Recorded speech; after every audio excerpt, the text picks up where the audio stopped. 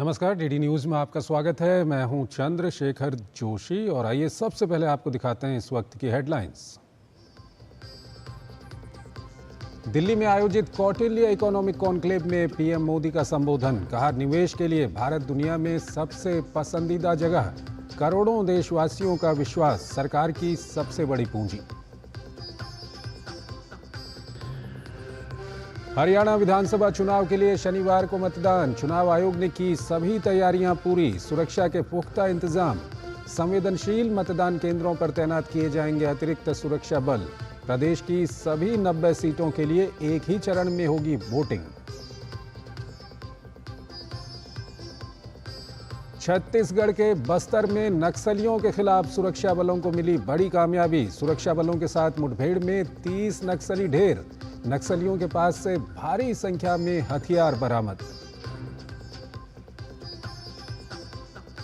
विदेश मंत्री एस जयशंकर आगामी 15 और 16 अक्टूबर को इस्लामाबाद में आयोजित होने वाले एससीओ शिखर सम्मेलन में लेंगे भाग। एस जयशंकर शिखर सम्मेलन में भारतीय प्रतिनिधिमंडल का करेंगे नेतृत्व। और लेबनान की राजधानी बेरूत में इजराइल की भीषण बमबारी जारी। नसरल्लाह के संभावित उत्तराधिकारी को निशाना बनाने का किया दावा।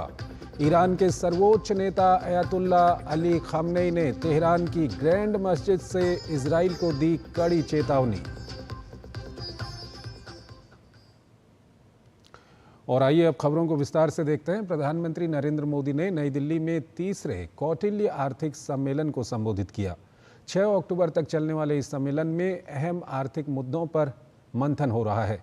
सम्मेलन में जुटे देश दुनिया के अर्थशास्त्रियों और विभिन्न क्षेत्रों के दिग्गजों को संबोधित करते हुए पीएम ने भारतीय अर्थव्यवस्था की शानदार तस्वीर सामने रखी। नई दिल्ली में तीसरे कौटिल्य आर्थिक सम्मेलन को संबोधित करने पहुंचे प्रधानमंत्री नरेंद्र मोदी ने देश की अर्थव्यवस्था की शानदार गति का जिक्र किया। समावेशी विकास सुनिश्चित करने की सरकार की प्रतिबद्धता पर बल देते हुए पीएम ने 140 करोड़ देशवासियों के विश्वास को सबसे बड़ी पूंजी बताया। देश को विकास की नई ऊंचाइयों तक ले जाने के प्रयास को रेखांकित करते हुए पीएम ने तीसरे कार्यकाल के पहले 3 महीनों में अपनी सरकार के बड़े फैसलों का भी उल्लेख किया। इस दौरान 15 ट्रिलियन रुपीस यानी 15 लाख करोड़ रुपए से अधिक के डिसीजंस लिए गए हैं। इन्हीं 3 महीनों में भारत में अनेक मेगा इंफ्रास्ट्रक्चर प्रोजेक्ट्स पर काम शुरू हुआ है। हमने देश में 12 इंडस्ट्रियल नोड्स बनाने का भी निर्णय लिया है। हमने देश में 3 करोड़ नए घर बनाने को भी मंजूरी दी है। पीएम ने कहा कि अंतर्राष्ट्रीय आर्थिक संस्थाएं वैश्विक उथल-पुथल के बीच भी भारत की तेज आर्थिक प्रगति की भविष्यवाणी कर रही हैं। पीएम ने कहा कि पिछले 10 वर्षों में हुए सुधारों ने अर्थव्यवस्था को नई ऊंचाइयों पर ले जाने की राह तैयार की है। भारत ने माइनिंग, डिफेंस, स्पेस जैसे अनेक सेक्टर्स को प्राइवेट प्लेयर्स के लिए, हमारे यंग एंटरप्रेन्योर्स के लिए खोला है। हमने एफडीआई पॉलिसी को लिबरलाइज किया ताकि दुनिया भर के इन्वेस्टर्स के लिए यहां ज्यादा से ज्यादा अवसर बन सके। हम अपनी लॉजिस्टिक कॉस्ट और टाइम को कम करने के लिए आधुनिक इंफ्रास्ट्रक्चर पर फोकस कर रहे हैं। प्रधानमंत्री ने कौशल विकास और युवाओं के लिए नए अवसरों का जिक्र किया। पीएम ने शिक्षा जैसे क्षेत्रों में पिछले 1 दशक में हुए कामों को गिनाया। पीएम ने कहा कि आज भारत एआई और सेमीकंडक्टर जैसे क्षेत्रों में तेजी से आगे बढ़ रहा है। इंडिया सेमीकंडक्टर मिशन के कारण 1.5 ट्रिलियन रुपए यानी 1.5 लाख करोड़ रुपए का इन्वेस्टमेंट हो रहा है। बहुत जल्द ही भारत के 5 सेमीकंडक्टर प्लांट्स दुनिया के कोने-कोने में मेड इन इंडिया चिप्स पहुंचाने लगेंगे। कौटिल्य आर्थिक सम्मेलन में पीएम का संदेश साफ था। देश नए आत्मविश्वास से लबरेज होकर नई ऊर्जा के साथ आगे बढ़ रहा है। कोशिश एक ही है कि तेजी से आत्मनिर्भर और विकसित भारत की मंजिल को हासिल कर लिया जाए। Bureau report, DD news. Institute of economic growth और वित्त मंत्रालय की साझेदारी से शुक्रवार को नई दिल्ली में कौटिल्य इकोनॉमिक कॉन्क्लेव का आयोजन किया गया। सम्मेलन में भारतीय अमेरिकी अर्थशास्त्री जगदीश भगवती ने प्रधानमंत्री नरेंद्र मोदी के नेतृत्व में भारत में हुए बदलावों को सराहा। उन्होंने कहा कि कैसे पहले विश्व बैंक भारत को बताता था कि क्या करना है, लेकिन अब भारत विश्व बैंक को बता रहा है कि क्या करना चाहिए। It's unrecognizable today, thanks to all of you in particular, and the Prime Minister. I mean, it's completely transformed now. And I see my friend Ann Kruger there. She's equally responsible for what happened. And she played a major role. I'm happy to acknowledge that, and so on. So I think today no one would recognize what has happened. It is amazing how things have been totally transformed. And I think Larry Summers once said that the thing about India and the World Bank is, because he was with the World Bank, and he said in the old days, the World Bank used to tell India what to do. Now India tells the World Bank what to do. And the thing is completely transformed. Jagdish Bhagwati ने आगे कहा कि नरेंद्र मोदी ने सही समय पर देश की कमान थामी और उससे पूरे सिस्टम में बदलाव आया। We need to look forward to leadership. And the Prime Minister, actually, I'm very happy. I was actually very smart when the Prime Minister was Chief Minister. And then he got elected. The day he got elected to the Prime Ministership, I had a brainwave. I wrote an article in the Times of India welcoming him. There's no question that we were held back by the autarkic, inward-looking policies, where even whatever we produced was not of good quality, which could really sustain a rapid transformation. So I think the whole system had to change. And I think that is where we were very lucky to get the Prime Minister to come in. As I said, when he got elected, I was absolutely delighted, although I could not never advise him on anything. Jagdish Bhagwati ने आगे कहा कि उन्होंने जीवन काल में नरेंद्र मोदी जैसा कुशल व्यक्ति नहीं देखा।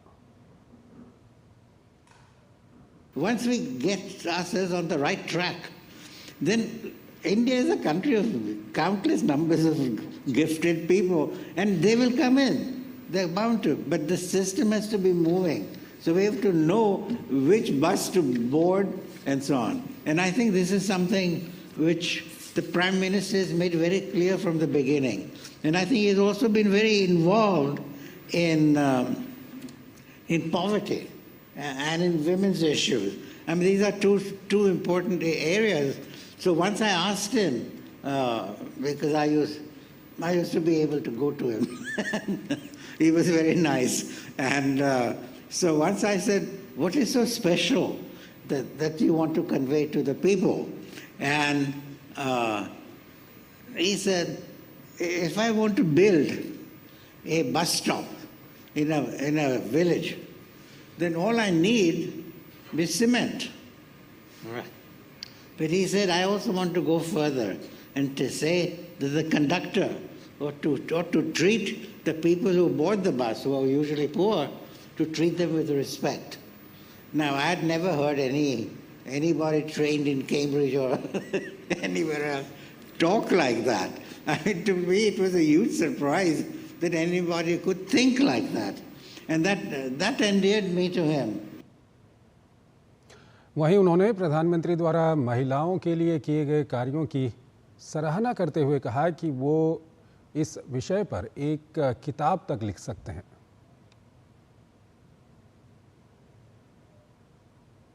He was also very good about women. My wife was absolutely keen to vote for him for one simple reason, because I had gone to see him when he was chief minister and about to become the prime minister. And we Gujaratis, you probably know, when we crack a joke, we put our hand out, and then the other party is supposed to go like that. So you are actually, it's a very Gujarati thing. So Padma said to me when I went in before my lecture, and he says, I've heard your jokes, I don't want to go. And so she was sitting out in the audience. And then Narendra Bhai came out, and he remembered. I mean, that's the amazing thing about him. Someone must have told him that Padma was in the audience. So he comes around and says, Bahan, you know, that's a Gujarati Bahan, Bahan, agar aao. And he got her to stay with him. And for me, for Padma, he had the Prime Minister's vote for life. And I have such stories from all the women he's encountered. So for him, women's issues were important. And I could write a whole book on the subject, because there's lots of things he has done, and which I'm aware of. वहीं जगदीश भगवती ने मोदी सरकार की तारीफ करते हुए कहा कि ये सरकार सही रास्ते पर अग्रसर है और उन्हें खुशी है कि उन्होंने जीते जी भारत की ये प्रगति देखी। We are on onward track. There is nothing which bothers me at the moment as I look at what's going on. And it seems to me that to try and advise this government is very difficult, because most of the things being done are really very good and proper. So it seems to me that, and a lot of young people are coming up. There's a great deal of enthusiasm in the country also. And I think this, I never thought I would see this in my lifetime. And so it seems to me that this is something, I'm glad I'm about almost 91, and that I've lived long enough to see the transformation and feel good about it. प्रधानमंत्री के प्रधान सचिव पीके मिश्रा ने शुक्रवार को नई दिल्ली में कौटिल्य आर्थिक सम्मेलन के तीसरे संस्करण में भाग लिया। कार्यक्रम में उन्होंने दुनिया भर के प्रतिष्ठित अर्थशास्त्रियों के एक पैनल की अध्यक्षता की। उन्होंने 2047 तक भारत के विकसित भारत के लक्ष्य पर प्रकाश डाला। India fortunately has a government securing an electoral mandate for the third consecutive term and a clear vision for the future. The theme of this session is significant in the context of the Amrit Kal. India is working on Prime Minister Narendra Modi's vision for a Viksit Bharat or a developed nation by 2047. कार्यक्रम में बोलते हुए पीके मिश्रा ने पिछले एक दशक में भारत में किए गए विकासात्मक सुधारों के बारे में बताया। During the last 10 years, government has taken wide-ranging structural and governance reform that have significantly strengthened the economy's foundations and enhanced overall efficiency. The focus has been on reform to enhance growth and capacity of the economy, more focus on economic and social infrastructure, leveraging digital connectivity and technology. I would like to put more emphasis on digital connectivity and technology, focus on ensuring economic inclusion of every strata of the society. Chhattisgarh के बस्तर में नक्सलियों के खिलाफ चलाए जा रहे operation में लगातार सुरक्षा बलों को बड़ी सफलता मिली है। छत्तीसगढ़ के दंतेवाड़ा नारायणपुर सीमा पर पुलिस और नक्सलियों के बीच मुठभेड़ में 30 नक्सली मारे गए। नक्सलियों के पास बड़ी संख्या में नक्सली सामान और AK-47 SLR समेत अन्य हथियार भी बरामद किए गए हैं। बस्तर संभाग में चल रहे नक्सल विरोधी अभियान के तहत इस साल 2024 में 663 माओवादियों को बीते 8 महीनों में गिरफ्तार किया गया है। वहीं 556 माओवादियों ने नक्सल संगठन छोड़कर आत्मसमर्पण किया है। बस्तर में अब तक 164 नक्सलियों को मार गिराया गया है। केंद्रीय गृह मंत्री अमित शाह ने भी कहा है कि सरकार मार्च 2026 तक देश को नक्सलवाद से मुक्त कराने में सफल होगी। छत्तीसगढ़ के मुख्यमंत्री विष्णुदेव साय ने नक्सल एनकाउंटर को लेकर मुख्यमंत्री निवास पर हाई लेवल मीटिंग बुलाई। मीटिंग में आला अधिकारियों संग नक्सल मुद्दे पर चर्चा हुई। पुलिस नक्सली मुठभेड़ में बड़ी संख्या में मारे गए हैं नक्सली।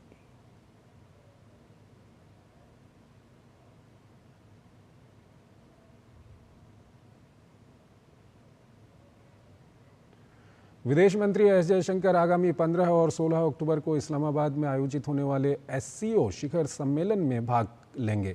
इस शिखर सम्मेलन में वो भारत के प्रतिनिधिमंडल का नेतृत्व करेंगे। इस बात की घोषणा आज विदेश मंत्रालय के प्रवक्ता रणधीर जायसवाल ने की।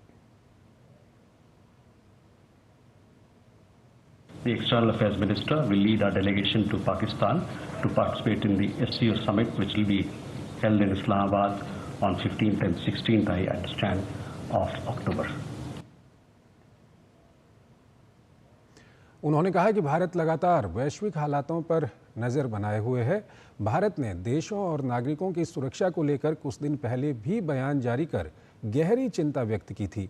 उन्होंने कहा कि भारत इजराइल और ईरान में रह रहे अपने नागरिकों के लिए निरंतर चिंतित है और भारतीय दूतावास वहां रह रहे परिवारों के संपर्क में है।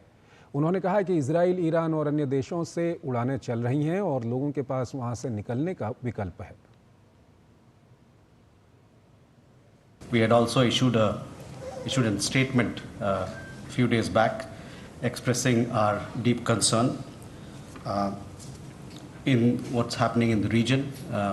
We had said that the escalation of violence, the deterioration in the security situation is a matter of deep concern for us, and we had reiterated a call for restraint by all concerned and also protection of civilians. It is important in our opinion that this particular conflict doesn't take a wider regional dimension, and we urge that all issues be addressed through dialogue and diplomacy. On the question of repatriation, from Iran and from Israel and other countries, there are flights which are running. So as of now, people who want to leave the country, they have that option. I understand that some people had reached out, their families had reached out to our embassy. They, of course, because the flights are running, they have the option of leaving. But as at this point in time, we don't have we are not encouraging people to, we don't have an evacuation flights, so to speak. If that option is already available to people. Randhir Jaiswal ने बताया कि मालदीव के राष्ट्रपति मोहम्मद मुइज्जू 7 से 10 अक्टूबर तक अपनी पहली भारत यात्रा पर आएंगे। इससे पहले वो इसी वर्ष जून में प्रधानमंत्री और मंत्रिपरिषद के शपथ ग्रहण समारोह में शामिल होने के लिए भारत आए थे। The President of the Republic of Maldives, His Excellency Dr. Mohammad Muizzu, will be traveling to India on a state visit during 7th to 10th of October 2024. This will be the first bilateral visit of President Dr. Muizzu to India. As you know, he had earlier visited India in June 2024 to attend the swearing-in ceremony of the Prime Minister and the Council of Ministers. During the visit, he'll also be visiting Mumbai and Bengaluru, where he'll have business engagements. The visit of the President of Maldives to India, after the recent visit of the External Affairs Minister to Maldives, is testimony to the importance that India attaches to its relations with the Maldives, and the visit is expected to lend further momentum to cooperation and robust people-to-people ties between the two countries. नव नालंदा महाविहार के पूर्व उप कुलपति राम नक्षत्र प्रसाद ने केंद्र सरकार की सराहना की है। राम नक्षत्र प्रसाद ने कहा कि सरकार के इस फैसले से समाज में सकारात्मक प्रभाव देखने को मिलेगा। मराठी, पाली, प्राकृत, असमिया और बांग्ला को शास्त्रीय भाषा का दर्जा मिलने से देश की साहित्यिक विरासत और समृद्ध होगी। भारतवर्ष की 5 भाषाओं को जो आजकल बोलचाल में, व्यवहार में, दैनिक व्यवहार में नहीं है, उनको शास्त्रीय भाषा का दर्जा दिया गया है। सबसे बड़ा इसका एक असर हमारे समाज पर, हमारे देश की सांस्कृतिक धरोहर पर होने वाला है, जहाँ इन भाषाओं के माध्यम से हम अपनी प्राचीन भारतीय संस्कृति और प्राचीन शैक्षिक परंपरा, गुरुकुल आदि सभी का एक उसी भाषा के माध्यम से अध्ययन करने का अवसर मिलेगा। अवसर इसलिए मिलेगा कि अब तक जो इस विषय में जो कार्य हुए हैं, जो कार्य चल रहे हैं, अब भारत सरकार इन सब कार्यों के लिए विशेष ध्यान देगी।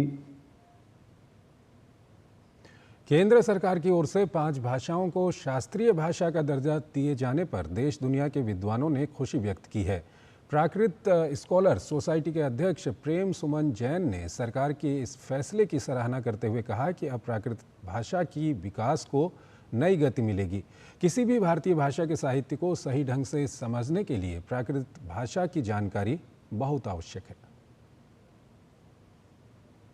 श्रीमान मोदी जी की अध्यक्षता में और उनकी प्रेरणा से प्राकृत भाषा को केंद्रीय शासकीय प्राकृत भाषा का दर्जा प्राप्त हुआ है और इससे इस भाषा का विकास होगा।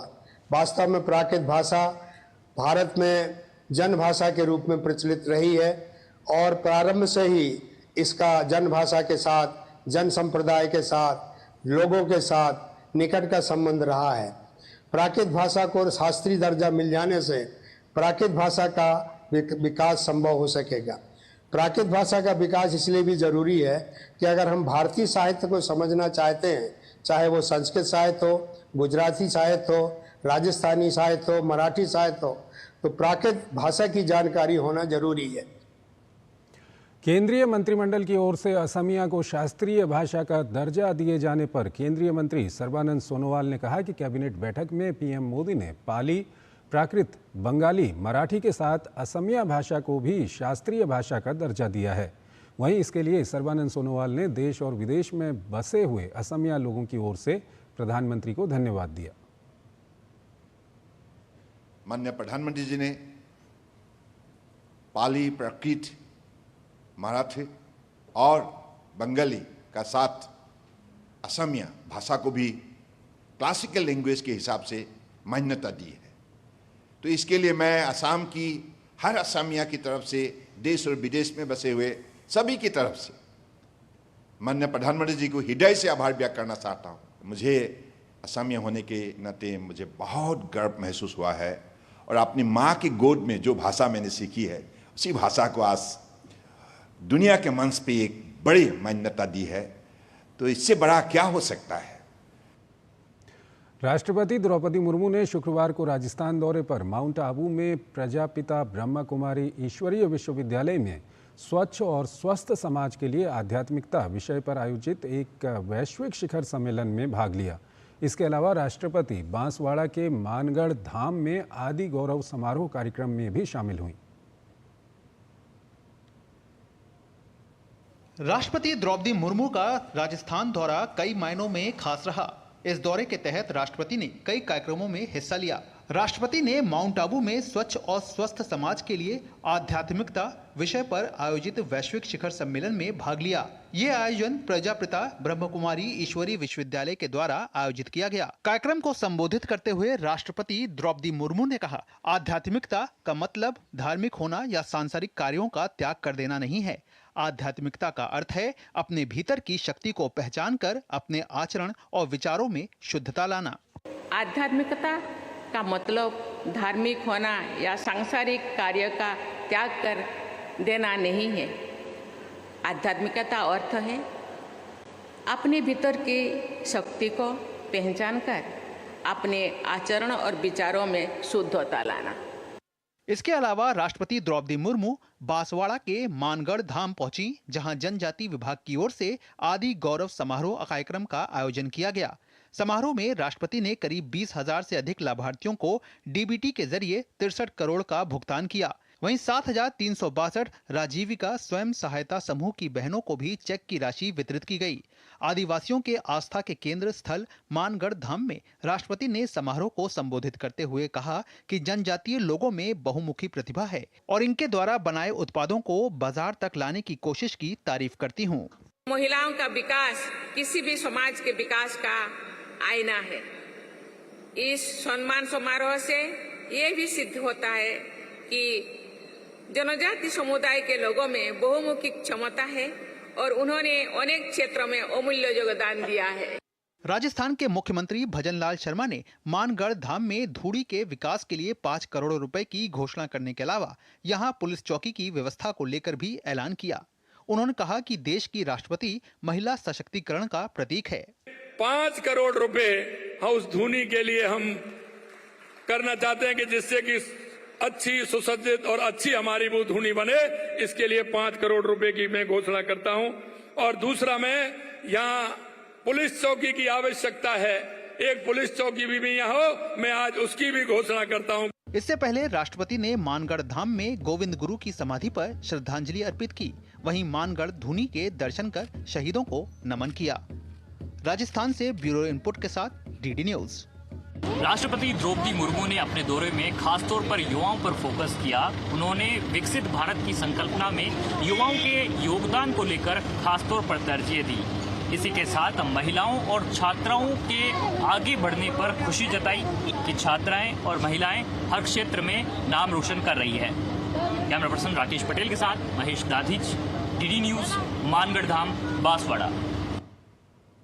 प्रधानमंत्री नरेंद्र मोदी नवरात्रि के मौके पर महाराष्ट्र के वाशिम में पोहरा देवी मंदिर जाएंगे।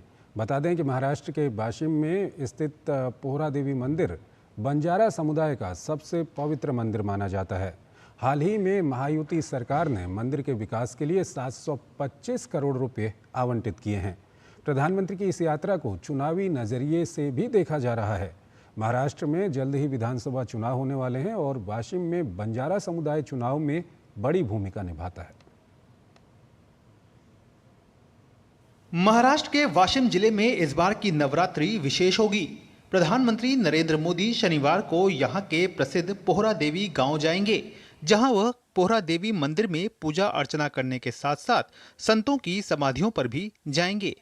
पोहरा देवी मंदिर को बंजारा समुदाय का काशी भी कहा जाता है और ऐसा माना जाता है कि इस श्राइन का और इस मंदिर का बंजारा समुदाय में बहुत बड़ा धार्मिक महत्व है। नरेंद्र मोदी तब से इस समुदाय से जुड़े हुए और इस समुदाय से लगातार संपर्क में रहे जब वो प्रधानमंत्री नहीं थे, और यही इस कार्यक्रम की विशेषता भी होगी, क्योंकि जो कार्यक्रम के आयोजक हैं वो इस बात को बार बार कह रहे हैं कि जब नरेंद्र मोदी प्रधानमंत्री नहीं थे तब उन्होंने इस बात का वादा किया था कि वो एक बार यहाँ जरूर आएंगे, और जो बंजारा समुदाय के तब के नेता और तब के गुरु थे उन्होंने उनको आशीर्वाद भी दिया था कि वो एक दिन प्रधानमंत्री बनकर देश की सेवा करेंगे। वाशिम के मनोरा तहसील में स्थित पोहरा देवी बंजारा समुदाय का सबसे पवित्र मंदिर माना जाता है। महायुति सरकार ने मंदिर के विकास और समुदाय की समृद्ध सांस्कृतिक विरासत को दर्शाते हुए नागर भवन के निर्माण के लिए 725 करोड़ रुपए आवंटित किए हैं।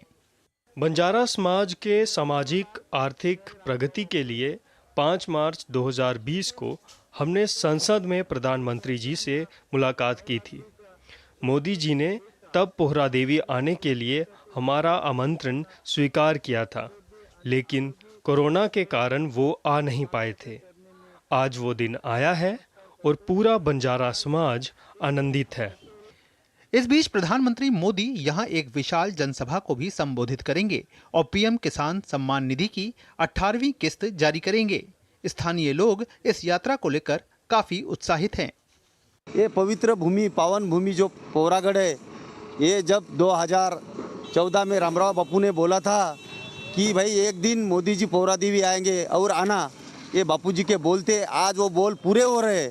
आज ये पवित्र स्थान की काशी में मोदी जी आ रहे हैं तो यहाँ का जो वातावरण है ये बहुत भक्तिमय वातावरण हुआ है। मुझे बहुत अच्छा लग रहा है कि मोदी जी यहाँ पे आ रहे हैं और यो वाशिम और यवतमाल डिस्ट्रिक्ट में अच्छे ये प्रगति हो रही है। बंजारा समाज के लिए ये बहुत अच्छा है और भी इधर समाज के लिए भी ये जन्मस्थल है, अच्छा है और बहुत अच्छा लग रहा है।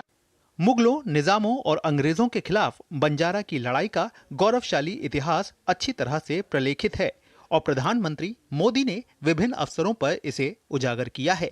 2014 के आम चुनाव की शुरुआत नरेंद्र मोदी ने महाराष्ट्र में वाशिम यवतमाल लोकसभा सीट से की थी। इस बार जब वो वाशिम यवतमाल आएंगे तो वो 3 बार के प्रधानमंत्री के तौर पे आएंगे। अगर बंजारा कम्युनिटी की बात करें तो 288 विधानसभा सीट में से 35 विधानसभा सीटें महाराष्ट्र में ऐसी हैं जहां पे यह समुदाय निर्णायक भूमिका निभाता है। और यही वजह है कि प्रधानमंत्री का यह दौरा काफी महत्वपूर्ण माना जा रहा है, क्योंकि महाराष्ट्र में कभी भी चुनाव की घोषणा हो सकती है। अपने सहयोगी राम धनगर के साथ योगेश कुमार शीतल, दूरदर्शन समाचार, महाराष्ट्र। प्रधानमंत्री नरेंद्र मोदी शनिवार को महाराष्ट्र के दौरे पर रहेंगे, जहां वाशिम जिले में प्रधानमंत्री पोहरा देवी मंदिर के दर्शन करेंगे। वो संत सेवालाल महाराज और संत राम राव बापू की समाधि पर भी जाएंगे। इस विषय में जानकारी देते हुए मंदिर के पुजारी कबीरदास महाराज ने बताया कि प्रधानमंत्री मां के दर्शन करेंगे। उनसे बातचीत की हमारे संवाददाता निशांत राय ने। प्रधानमंत्री नरेंद्र मोदी कल वाशिम जिले के दौरे पर हैं, जहां पर वो सेवालाल महाराज जी के समाधि स्थल पर आएंगे और यहीं पर पोहरा देवी मंदिर है जहां पर वो दर्शन करेंगे। हमारे साथ महाराज संत कबीरदास जी मौजूद हैं। कल प्रधानमंत्री का यहाँ आगमन है। सबसे पहले आप मुझे सेवालाल जी महाराज के विषय में बताइए, जिनके समाधि स्थल पर प्रधानमंत्री आ रहे हैं। सर्वप्रथम जो संत सेवालाल है, ये सेवालाल पूरा भारत में, विश्व में जो रहने वाला बंजारा समाज है उसका ये कुल देवता है। और इसकी कुल देवी आई शक्ति जगदम्बे, इनको प्रसन्न हुई तो पहले प्रधानमंत्री महोदय आई जगदम्बे माता का दर्शन होगा, उसके बाद में संत सेवालाल का दर्शन होगा। दर्शन के बाद में जो हमारा समाज का जो भोग विधि है उसके अनुसार वो काम चलेगा। जो खीर है, मालपुआ है, प्रसाद है, उसका भोग अपना देश का प्रधानमंत्री इस होम कुंड में उनका भोग विधि करेंगे। उसके बाद में फिर यहाँ मंदिर प्रशासन की ओर से उनका एक छोटा सा सत्कार होगा। जो हमारा समाज का संस्कृति, बंजारा संस्कृति का जो कवल पट्टा है, जो काचकोड़ी का, वो काचकोड़ी का कवल पट्टा का उनका यहाँ छोटा एक सत्कार होगा, यहाँ दर्शन होंगे। आज के समाधि स्थल पर प्रधानमंत्री आएंगे और यहाँ पर पूजा भी करेंगे, माता रानी के दर्शन भी करेंगे। और सबसे बड़ी बात है कि प्रधानमंत्री के यहाँ आगमन से पहले ही विकास कार्य बहुत तेज़ी से चालू है और जिस तरीके से ये पावन जगह है, यहाँ पर जो निर्माण कार्य है वो भी काफ़ी तेज़ी से चल रहा है। कैमरा पर्सन मोहित के साथ निशांत राय, डीडी न्यूज़, वाशिम। प्रधानमंत्री वाशिम के दौरे में बंजारा संस्कृति और इसके इतिहास को नई पीढ़ी तक पहुंचाने के उद्देश्य से बने बंजारा म्यूजियम का उद्घाटन करेंगे। ये खास रिपोर्ट देखिए।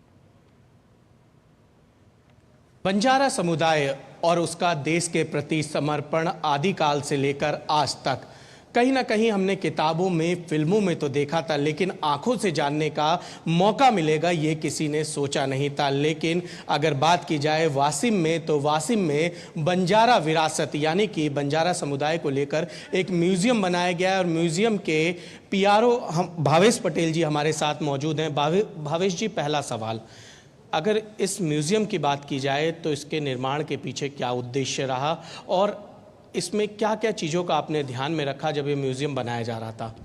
सर नमस्कार। सर अपन जानते हैं कि कई सालों से बंजारा समाज लुप्त हो चुके थे, लोग पहचानते नहीं थे। इंटरनेशनल लेवल पे भी बंजारा थे, कहीं अंग्रेज़ों ने उनको इधर उधर कर दिया था। तो आज बंजारों समाज को कोई जाने, उसके लिए ये पूरे म्यूज़ियम का निर्माण किया गया है कि देश विदेश से और अपने देश में और विदेश में सभी लोग उनको पहचाने, जाने। इस म्यूजियम में पूरी तरीके से बंजारा विरासत को दर्शाने की कोशिश की गई है कि रात में किस तरीके से एक्टिविटी रहती है, डे में किस तरीके से एक्टिविटी रहती है, बंजारा समुदाय से कौन कौन से महापुरुष आते हैं और इन सभी को लेकर कहा जा सकता है कि इस म्यूजियम में जो भी लोग आएंगे वो बंजारा विरासत को बहुत बेहतर तरीके से समझ सकते हैं और प्रधानमंत्री नरेंद्र मोदी कल इसको राष्ट्र को समर्पित करेंगे। कैमरा पर्सन मोहित के साथ निशांत राय, डीडी न्यूज़, वाशिम। केंद्रीय स्वास्थ्य एवं परिवार कल्याण मंत्री और भाजपा अध्यक्ष जेपी नड्डा 4 से 5 अक्टूबर को 2 दिन के हिमाचल प्रदेश दौरे पर हैं। उन्होंने बिलासपुर में एक जनसभा को संबोधित करते हुए राज्य की कांग्रेस सरकार पर हमला बोला। इसके अलावा उन्होंने यहां एम्स में किडनी ट्रांसप्लांट यूनिट का शुभारंभ भी किया। केंद्रीय स्वास्थ्य एवं परिवार कल्याण मंत्री और भाजपा अध्यक्ष जेपी नड्डा 2 दिन के हिमाचल प्रदेश के दौरे पर हैं। उन्होंने बिलासपुर में एक विशाल जनसभा को संबोधित किया। इस दौरान प्रदेश भाजपा के कई बड़े नेता मौजूद रहे। पूर्व केंद्रीय मंत्री और सांसद अनुराग ठाकुर, नेता प्रतिपक्ष और पूर्व मुख्यमंत्री जयराम ठाकुर और पार्टी के अन्य नेता कार्यक्रम में मौजूद रहे। कार्यक्रम में जेपी नड्डा का जोरदार स्वागत किया गया। अपने संबोधन के दौरान उन्होंने केंद्र की मोदी सरकार की योजनाओं का जिक्र किया और देश के प्रति उनके विजन को लोगों के साथ साझा किया। इसके साथ ही उन्होंने प्रदेश की कांग्रेस सरकार पर भी जोरदार हमला बोला। कांग्रेस का मतलब करप्शन, कांग्रेस का मतलब क्रिमिनलाइजेशन, कांग्रेस का मतलब कमीशन और कांग्रेस का मतलब है मेकिंग पीपल ड्रग एडिक्ट कर। जहां जहां कांग्रेस की सरकार रहती है, बताओ वहां ड्रग का धंधा बढ़ता है कि नहीं बढ़ता है? ये चिट्टे का काम बढ़ता है कि नहीं बढ़ता है? और आप लोगों ने देखा कि नहीं देखा कि नेता भी संलिप्त हैं? क्या अगर आप नहीं चाहते हैं तो एक बात आप ध्यान में रखिए, कांग्रेस आएगी तो ड्रग वालों को बढ़ावा मिलेगा। केंद्रीय स्वास्थ्य मंत्री जेपी नड्डा ने बिलासपुर स्थित एम्स में किडनी ट्रांसप्लांट यूनिट का भी शुभारंभ किया। किडनी ट्रांसप्लांट यूनिट प्रदेश के अलावा अन्य राज्यों के मरीजों के लिए भी बहुत बड़ी राहत है। एम्स में किडनी से संबंधित सभी रोगों का उपचार पहले से ही किया जा रहा है। यहाँ 5 डायलिसिस मशीनें काम कर रही हैं। अब ट्रांसप्लांट यूनिट के शुभारंभ हो जाने से मरीजों को किडनी ट्रांसप्लांट की सुविधा भी मिलेगी। एम्स में सुविधाओं के विस्तार को लेकर केंद्रीय मंत्री ने कहा कि 2022 में इसका उद्घाटन किया गया और तब से लेकर तेज गति से यहाँ तमाम सेवाएं शुरू की गई हैं। अभी all India institute of medical sciences में 38 डिपार्टमेंट प्रेजेंटली ऑपरेशनलाइज हैं, 17 ब्रॉड स्पेशलिटीज हैं, 13 सुपर स्पेशलिटीज हैं और 690 ऑपरेशनल बेड्स हैं। 2 साल की अवधि में 2022 अक्टूबर को हमने शुरू किया, तो जितनी तीव्र गति से हम जा सकते थे वो इंस्टीट्यूट गया है। अपने दौरे के पहले दिन जहां उन्होंने हिमाचल प्रदेश वासियों को चिकित्सा सेवा की सौगात दी, वहीं राज्य की कांग्रेस सरकार को जन विरोधी बताते हुए जनता को गुमराह करने का भी आरोप लगाया। बिलासपुर से हेमलता के साथ bureau report, DD news. Shimla के संजौली में बनी अवैध मस्जिद के मामले में नगर निगम आयुक्त कोर्ट में शनिवार को सुनवाई होगी। सुनवाई से पहले शुक्रवार को हिंदू संगठनों ने संजौली पुलिस चौकी के बाहर हनुमान चालीसा का पाठ पढ़कर विरोध दर्ज किया। लोगों ने चेतावनी दी है कि मामले पर उचित निर्णय नहीं आने पर 6 अक्टूबर से जेल भरो आंदोलन किया जाएगा।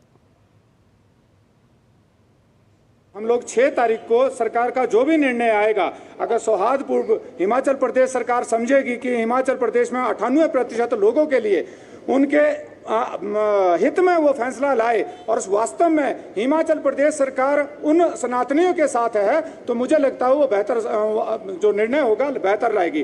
परंतु अगर सरकार विपरीत दिशा में या झूठे लॉलीपॉप जिस प्रकार से योजना चली है सरकार की झूठी, तो हम लोग 6 तारीख को पूरा निर्णय लेंगे और 6 तारीख में पूरे हिमाचल प्रदेश के किस प्रकार से हमने जेल भरो आंदोलन, ये तय है हिमाचल प्रदेश में जेल भरो आंदोलन होगा। सूचना एवं प्रसारण सचिव संजय जाजू और सूचना एवं प्रसारण मंत्रालय के पूर्व सचिव अपूर्व चंद्रा ने बेंगलुरु में 7वें innovative international film festival IFFI का उद्घाटन किया। समारोह में अभिनेत्री मालाश्री को action queen of India award से सम्मानित किया गया। गोल्डन स्टार गणेश को फैमिली एंटरटेनर का पुरस्कार और तेजा सज्जा को बेस्ट तेलुगु अभिनेता का पुरस्कार प्रदान किया गया। मार्थाहल्ली स्थित इनोवेटिव फिल्म अकादमी में 6 अक्टूबर तक चलने वाले इस फिल्म फेस्टिवल में 15 भाषाओं की 100 से अधिक फिल्मों की स्क्रीनिंग की जाएगी। इसके अलावा 15 से अधिक देशों की कार्यशालाओं, मास्टर क्लास, विशेष वार्ता, चर्चा और लघु फिल्म प्रतियोगिता का भी आयोजन किया जाएगा। उद्घाटन समारोह को संबोधित करते हुए सूचना एवं प्रसारण सचिव संजय जाजू ने कहा कि सिनेमा हमारे जीवन का अभिन्न अंग है।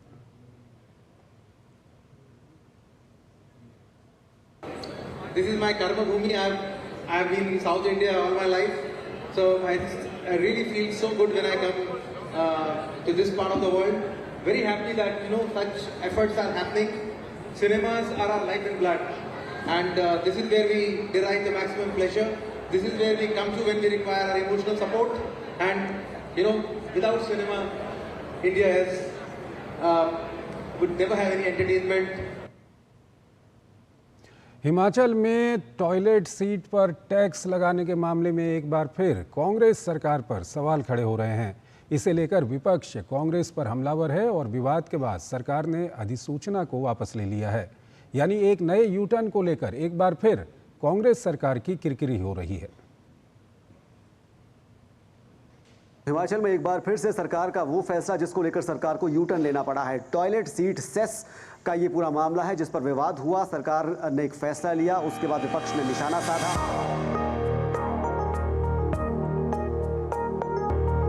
आर्थिक संकट से जूझ रही हिमाचल सरकार एक बार फिर से सुर्खियों में है।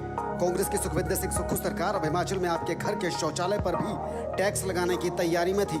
सुनने में थोड़ा अटपटा जरूर है, लेकिन जो ताजा नोटिफिकेशन जल शक्ति विभाग की तरफ से जारी हुआ उसके मुताबिक सरकार ने कुछ ऐसा ही फैसला लिया था। हिमाचल में पानी के सरकारी कनेक्शन न लेने वाले लोगों पर सीवरेज टैक्स देने की तैयारी थी। ये सीवरेज टैक्स घरों में शौचालय सीट की संख्या के हिसाब से तय होना था। घर में शौचालय में प्रति टॉयलेट सीट 25 रुपए का टैक्स सीवरेज सेस के रूप में वसूले जाने की कोशिश में सरकार थी। हालांकि सिर्फ उन्हीं क्षेत्रों में लागू होना था जो सीवरेज लाइन एरिया के तहत आते हैं। हालांकि सुखविंदर सिंह सुक्खू सरकार के इस फैसले को लेकर राष्ट्रीय स्तर पर एक बार फिर से हिमाचल सुर्खियों में आ गया और हिमाचल के भाजपा नेताओं से लेकर केंद्रीय मंत्री निर्मला सीतारमण तक ने इसे लेकर हिमाचल की कांग्रेस सरकार पर हमला बोला। हिमाचल दौरे पर आए भाजपा के राष्ट्रीय अध्यक्ष जगत प्रकाश नड्डा ने भी इसे लेकर हिमाचल सरकार पर निशाना साधा।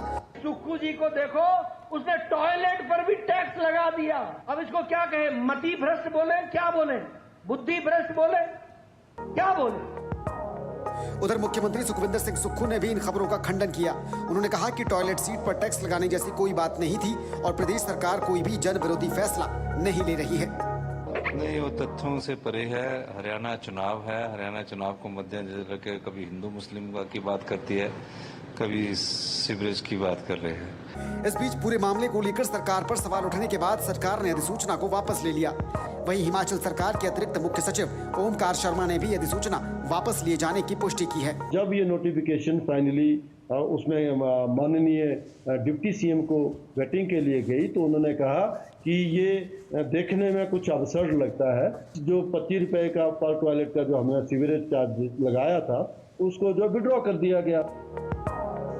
यानी एक बार फिर से हिमाचल की कांग्रेस सरकार को अपने फैसले से यू टर्न लेना पड़ा है और इसकी वजह से एक बार फिर राष्ट्रीय स्तर पर हिमाचल की कांग्रेस सरकार की किरकिरी भी हो रही है। शिमला से कैमरा पर्सन राकेश कुमार के साथ धर्म प्रकाश, डीडी न्यूज। बिहार के उत्तर पूर्वी भाग में बहने वाली कोसी नदी, जिसे बिहार का शोक भी कहा जाता है, एक बार फिर अपनी उग्रता से कोसी क्षेत्र के लोगों के बीच दहशत फैला रही है। करीब 56 सालों के बाद नदी ने अति रौद्र रूप ले लिया था। हालांकि अब कई इलाकों से बाढ़ का पानी कम हो रहा है। देखिए ग्राउंड जीरो से ये खास रिपोर्ट।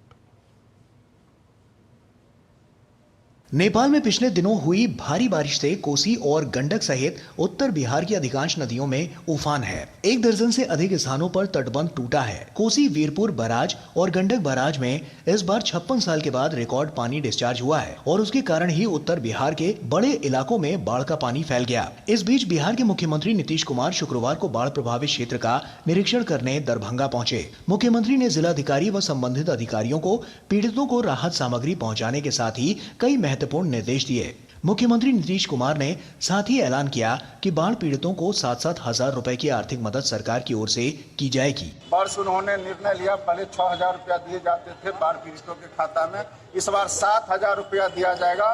दशहरा से पहले लोगों के खाता में चला जाएगा। वहीं कोसी का रौद्र रूप अब शांत हो रहा है। 28 सितंबर को कोसी में आई बाढ़ के कारण सहरसा के लाखों लोग प्रभावित हुए हैं। कोसी में आई प्रलयकारी बाढ़ ने जिले के 4 प्रखंडों की 10 पंचायतों को पूर्ण और 21 पंचायतों को आंशिक रूप से प्रभावित किया है।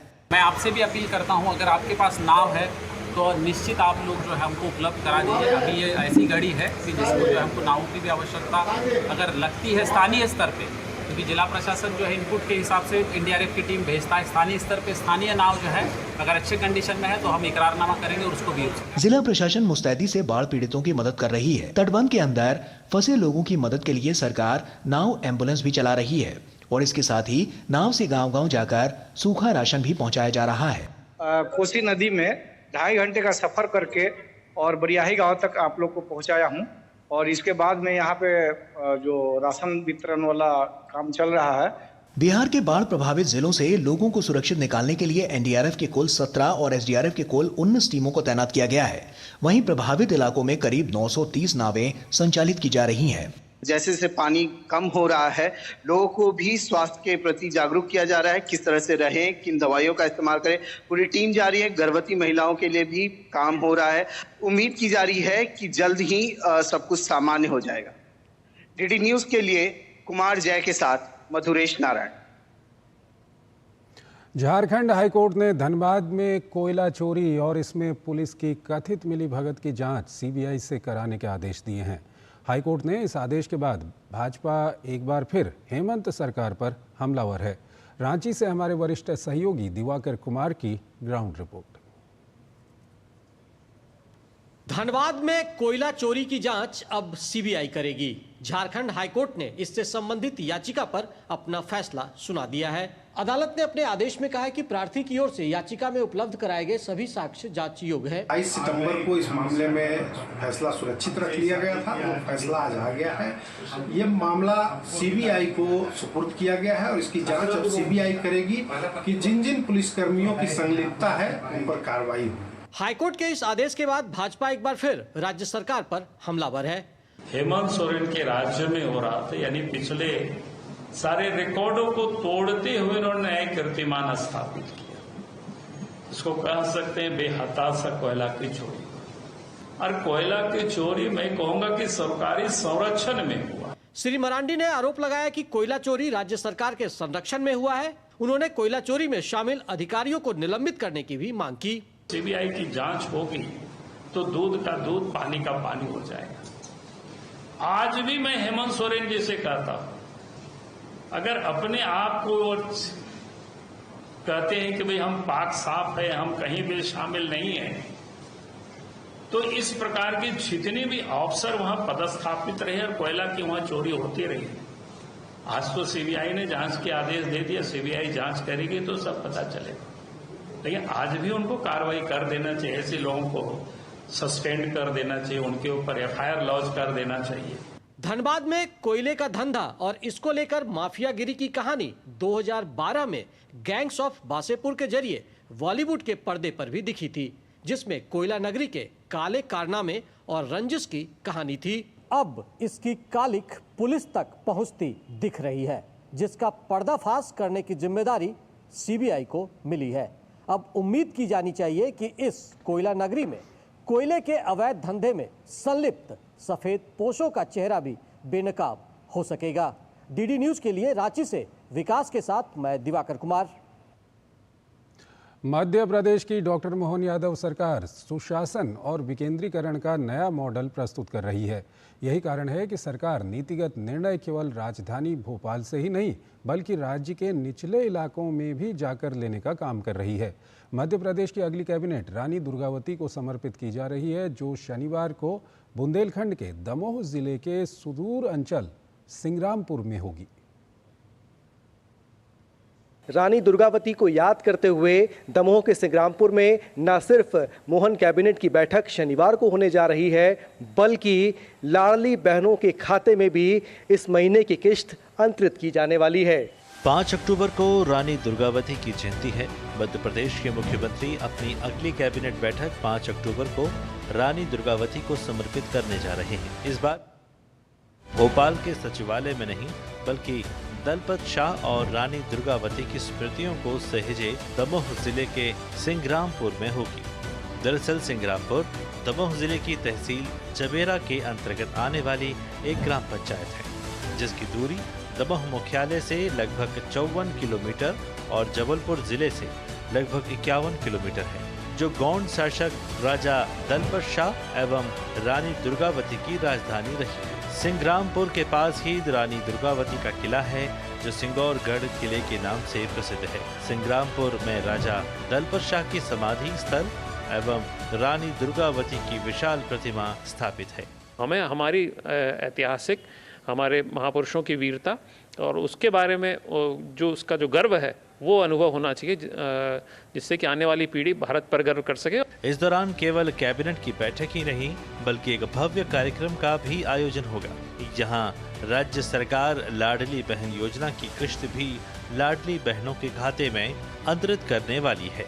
साथ ही 70 वर्ष से अधिक आयु के वृद्धजनों के आयुष्मान कार्ड योजना का शुभारंभ भी मध्य प्रदेश में होगा। विभिन्न विकास कार्यों के लोकार्पण और शिलान्यास के साथ विभिन्न योजनाओं के हितग्राहियों को हित लाभ भी वितरित किए जाएंगे। इस दौरान दमोह जिले के विजन डॉक्यूमेंट का विमोचन भी होगा। सरकार लोगों तक जा रही है कि वह नारा भर नहीं है, बल्कि ये हकीकत में ऐसा हो रहा है, इस दृष्टि से महत्वपूर्ण है। दूसरी बात ये है कि ये आदिवासी इलाका है पूरा, उसको भी लाइमलाइट में लाना इसका उद्देश्य हो सकता है। तीसरी बात इसका पर्यटन वाला पहलू है कि सिंगरामपुर जैसी जगह के बारे में लोग बहुत कम जानते हैं। अब निश्चित रूप से अगर वहाँ इंफ्रास्ट्रक्चर बन जाता है, आने जाने की सुविधाएं बढ़ जाती हैं, तो लोग उसको भी वहाँ पर पर्यटन के लोग जाएंगे। डॉक्टर मोहन यादव सरकार सुशासन और विकेंद्रीकरण का नया मॉडल प्रस्तुत कर रही है। राजधानी से निकलकर विभिन्न अंचलों में जाकर नीतिगत निर्णय लेने का ये कोई पहला मामला नहीं है। इससे पहले भी डॉक्टर मोहन यादव की सरकार राज्य के महाकौशल अंचल के जबलपुर में कैबिनेट बैठक कर चुकी है। वीरांगनाओं से जुड़ी जगहों पर कैबिनेट की बैठक कर न सिर्फ उनके प्रति सम्मान को वो दर्शाना चाहते हैं, बल्कि जनता को भी ये बताना चाहते हैं कि सरकार राजधानी से नहीं बल्कि आपके द्वार तक पहुंचकर भी काम करना चाहती है, बल्कि काम कर भी रही है। कैमरामैन चंद्रमोहन के साथ आदित्य श्रीवास्तव, डीडी न्यूज़, भोपाल। नारायणा में कार शोरूम में एक्सटॉर्शन के लिए हुई फायरिंग में दिल्ली पुलिस की स्पेशल सेल ने 2 और आरोपियों को गिरफ्तार किया है। गिरफ्तार दोनों आरोपियों की पहचान आकाश और सुमित के रूप में हुई है। इस तरह दिल्ली पुलिस ने कुल 4 आरोपियों को गिरफ्तार कर लिया है। स्पेशल सेल की टीम 27 सितंबर से दिन रात इन बदमाशों को ट्रैक कर रही थी। ये दोनों भी विदेश में बैठे गैंगस्टर हिमांशु भाऊ के गैंग से जुड़े हैं और उसके कहने पर उन्होंने कार शोरूम के मालिक से 5 करोड़ रुपए की फिरौती के लिए फायरिंग की थी। इससे पहले पुलिस इस मामले में किक बॉक्सर दीपक और अरमान को गिरफ्तार कर चुकी है। वारदात के बाद आकाश और सुमित पहले दिल्ली से जयपुर, फिर हिसार और उसके बाद अमृतसर फरार हुए। उसके बाद 1 अक्टूबर को निजामुद्दीन रेलवे स्टेशन से ट्रेन पकड़कर मध्य प्रदेश और फिर पुणे गए और पुणे के पास सांगली में दोनों की गिरफ्तारी हुई। नारायण शूटआउट में सभी आरोपी गिरफ्तार कर लिए गए। एडिशनल सीपी स्पेशल सेल हमारे साथ प्रमोद कुशवाहा जी हैं। सर, ये 2 और गिरफ्तारी जो आपने करी फाइनली, इनको कहाँ से अरेस्ट किया और टोटल 4 लोगों में क्या क्या प्रोफाइल थे? देखिए, ये 4 लोग इस केस में गिरफ्तार किए गए हैं। ये हिमांशु भाऊ रिठोली जो कि गैंगस्टर है, फिलहाल बताते हैं कि कहीं बाहर बैठा हुआ है, उसके इशारे पे काम कर रहे थे। इस केस में ऑलरेडी 2 लोगों की पहले गिरफ्तारी हो चुकी थी, जिसमें अरमान खान, जिसको कि स्पेशल सेल की एक टीम ने एक डीप एक्सचेंज ऑफ फायर के साथ माजरा डबास गांव कंझावला से पकड़ा था, और उसके बाद एक दीपक था। साइमल्टेनियसली दीपक को भी क्राइम ब्रांच की एक टीम ने पकड़ लिया था। इसी श्रृंखला में 2 लोग जो भागे हुए थे इसके साथ में, एक आकाश बोली था और एक सुमित, ये भागे हुए थे। पिछले जब से इंसिडेंट था तब से ये दोनों इकट्ठे भाग रहे थे। ये यहाँ से इंसिडेंट के बाद से अमृतसर निकल गए थे और अमृतसर से फिर वापस सोनीपत पानीपत होते हुए 1 अक्टूबर को ये दिल्ली से निकल गए थे मध्य प्रदेश होते हुए पुणे के लिए। पुणे से ये फिर कोल्हापुर गए, और जब ये कोल्हापुर के रास्ते में थे तो एक मीरठ जंक्शन है, वहाँ से स्पेशल सेल की एक टीम ने इनको पकड़ा है, जिसमें डीसीपी प्रणब तायल और संजय दत्त थे एसीपी। इन्होंने बड़े पेंस टेकिंगली 1 हफ्ते से लगातार इसका पीछा कर रहे थे और इनको वहाँ से पकड़ा। ये दोनों यंगस्टर्स हैं। इसमें जो सुमित है ये 19 साल का है, दूसरा 29 साल का है। नॉर्मल सी बैकग्राउंड के लोग हैं, और इनको जो हिमांशु भाऊ रिठोली है उसने अपने कॉन्टैक्ट के थ्रू उनको इसमें ल्योर किया है।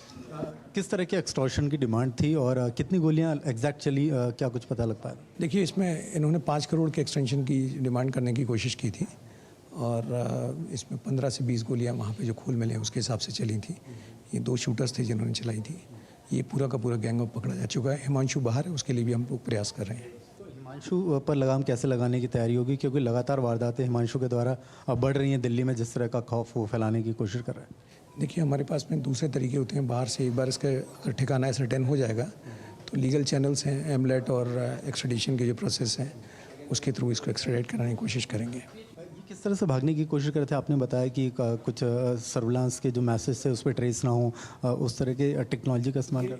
डेफिनेटली ये सारी की सारी टेक्नोलॉजीज़ जो हैं वो इस्तेमाल कर रहे थे और ये सिक्योर चैट्स के थ्रू बात करते थे। पर हमारा जो इन्फॉर्मेशन नेटवर्क है, जो इन्फॉर्मर्स का नेटवर्क है, वो स्ट्रॉन्ग था, तभी हमारी टीम इसके पीछे लगातार थी। कैमरा विक्की के साथ मैं मुकेश शुक्ला, डीडी न्यूज़ दिल्ली। शारदीय नवरात्रि के दूसरे दिन देश भर के मंदिरों में भक्तों की भीड़ लगी रही। श्रद्धालुओं ने नवरात्रि के दूसरे दिन माता के ब्रह्मचारिणी स्वरूप की उपासना की।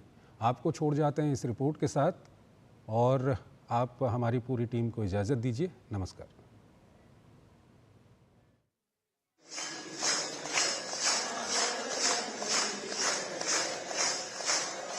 शारदीय नवरात्रि के दूसरे दिन देश भर के मंदिरों में भक्तों का तांता लगा रहा। जय माता के जयकारों से मंदिर परिसर गुंजायमान रहे। शक्ति की उपासना के दूसरे दिन माता के ब्रह्मचारिणी स्वरूप की उपासना की जाती है। ज्ञान, तपस्या और वैराग्य की देवी के कठोर साधना करने की वजह से और ब्रह्म में लीन रहने की वजह से इनको ब्रह्मचारिणी कहा जाता है। श्रद्धालुओं ने विधि विधान के साथ मां ब्रह्मचारिणी की पूजा अर्चना कर सुख, शांति और समृद्धि की कामना की। नवरात्रों का टाइम है और हम हमेशा हर बार मां कात्यायनी के मंदिर आते हैं। मैं यहाँ पहली बार आई हूँ लेकिन मुझे बहुत अच्छा लग रहा है। यहाँ बहुत अच्छा, बिल्कुल भक्ति के रंग में हम सब रंग गए। सुबह सुबह पूजा करके जोत जला के माँ कात्यायनी के दर्शन के लिए छतरपुर में हर नवरात्रों में आते हैं हम लोग। यहीं पे सुबह मॉर्निंग में सारी पूरा योगा ग्रुप लेके। कहते हैं कि मां ब्रह्मचारिणी की पूजा करने से भक्तों को बहुत लाभ होता है। उन्हें लक्ष्य प्राप्ति में सफलता मिलती है। माता की आराधना करने से संयम, बल और आत्मविश्वास में इजाफा होता है और घर में सुख समृद्धि का वास होता है। मां ब्रह्मचारिणी को ज्ञान का भंडार माना जाता है और इनकी कृपा वालों के व्यक्तित्व में तेज आता है।